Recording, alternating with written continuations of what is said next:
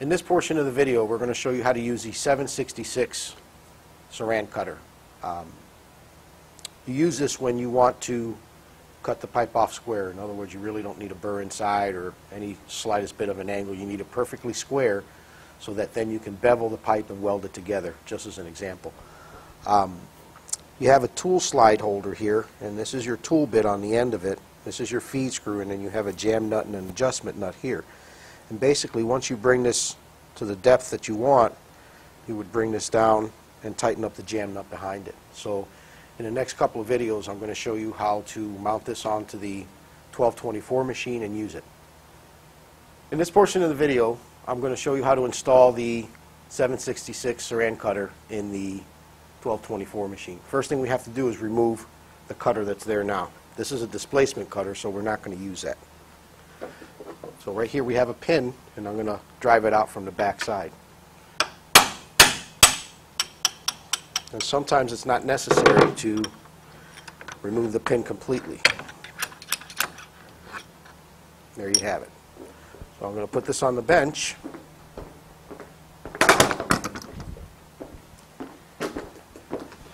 And now I'm going to grab my 766 cutter, and I'm going to slide it in place. Grab my hammer.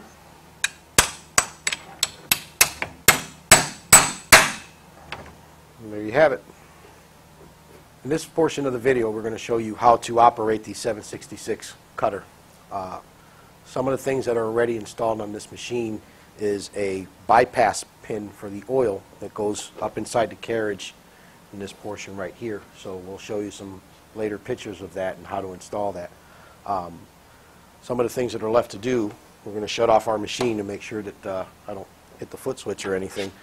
We're going to install this oil line on the elbow that's already been installed on the bottom of the carriage. So these snap together, so you have to hold on to it and push it in place.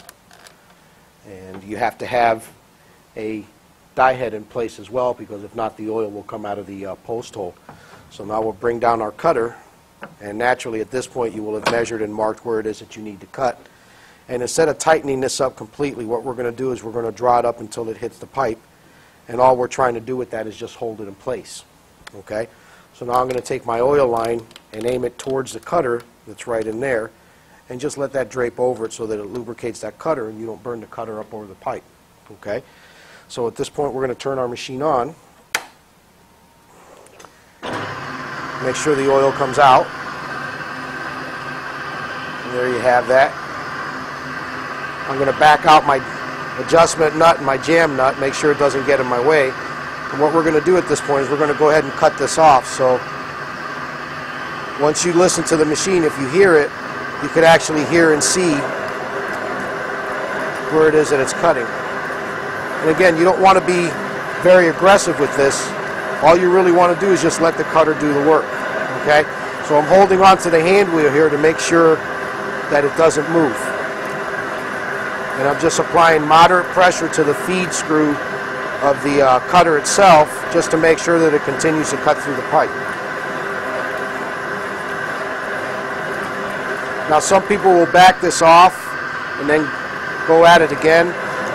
You can do that if you want. It's really not necessary as long as you have adequate lubrication. As long as that cutter's lubricated, you're not really going to burn it up at all.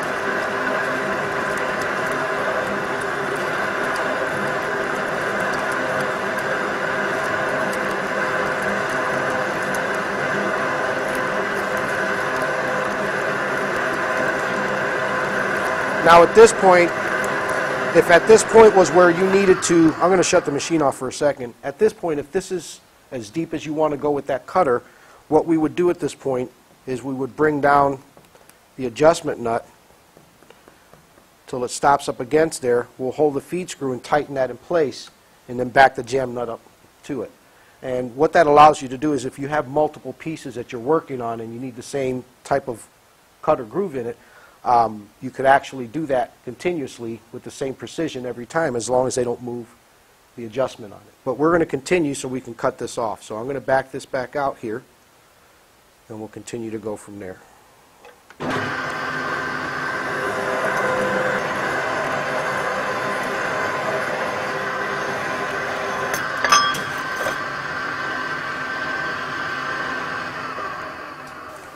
you have it. Thanks for watching.